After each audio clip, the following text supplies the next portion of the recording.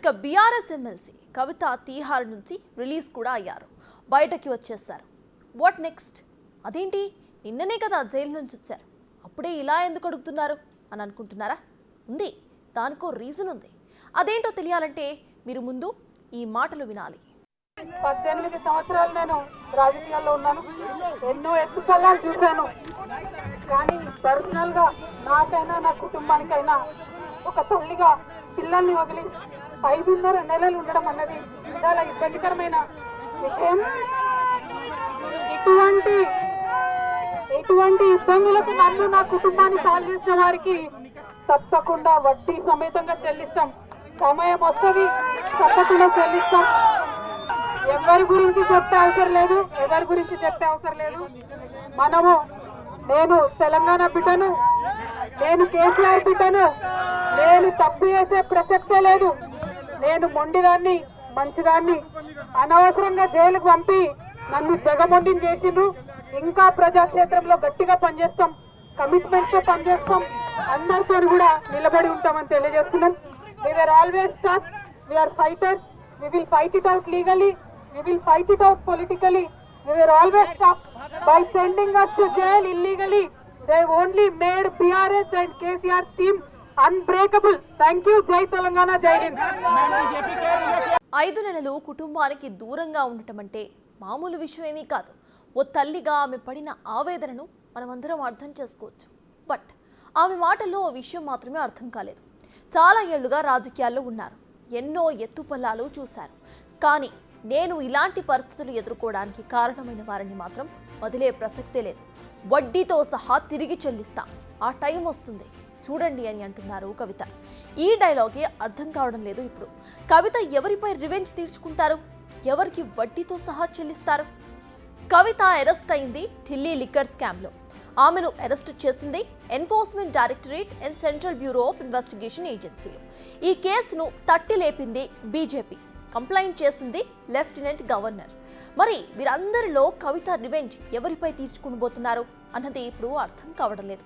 నిజానికి ఆమెకు బెయిల్ రావడానికి తెర వెనుక చాలా మంతనాలే జరిగాయని పొలిటికల్ సర్కిల్స్లో తెగ చర్చలు నడుస్తున్నాయి. వీటన్నిటికీ కూడా రివర్స్లో ఉంది ఆమె స్టేట్మెంట్. నిజానికి 5 నెలలుగా ఆమె తీహార్లో చాలా సఫర్ అయ్యారు. చాలాసార్లు అస్వస్థతకు కూడా గురయ్యారు. కుటుంబానికి దూరంగా ఉన్నారు ఆవిడ. సీఎం ముద్దుల కూతురులా క్వీన్ లైఫ్ లీడ్ చేసిన కవిత 5 నెలల పాటు చాలా కష్టాలు అనుభవించారనే చెప్పాలి. మరి ఆ ఫ్రస్ట్రేషన్తోనే ఆమె నోటికి ఎంత వస్తే అంత అలా శపథం చేసేసారా, లేక చాలా స్ట్రాటజీగా ఆమె వ్యాఖ్యలు చేశారా అనేది తేలాల్సి ఉంది.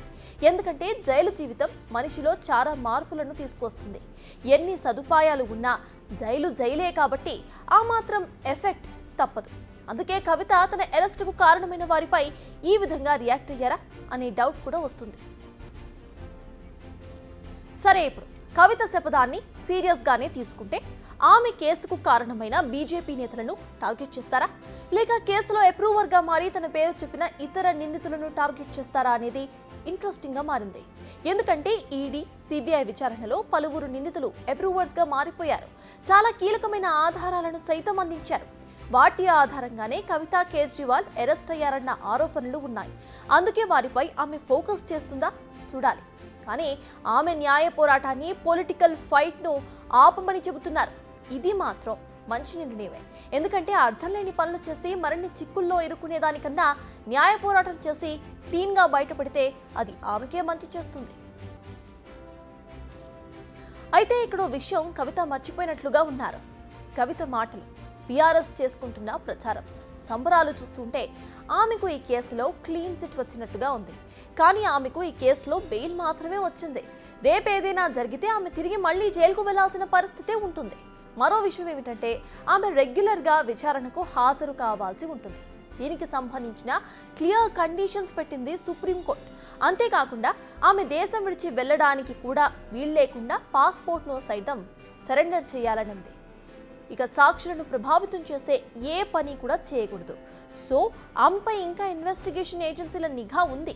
వీటిలో ఏ పని చేసినా కూడా ఆమె బెయిల్ రద్దవటం, తీహార్కు మళ్ళీ తిరిగి వెళ్ళటం జరిగిపోతాయి. మరి వీటిని మదిలో ఉంచుకుని కవిత అడుగులు వేయటం మంచిది. బిగ్ టీవీ అవుట్లుక్ కథనాలు నచ్చితే వెంటనే బిగ్ టీవీ ఛానల్ ను సబ్స్క్రైబ్ చేయండి.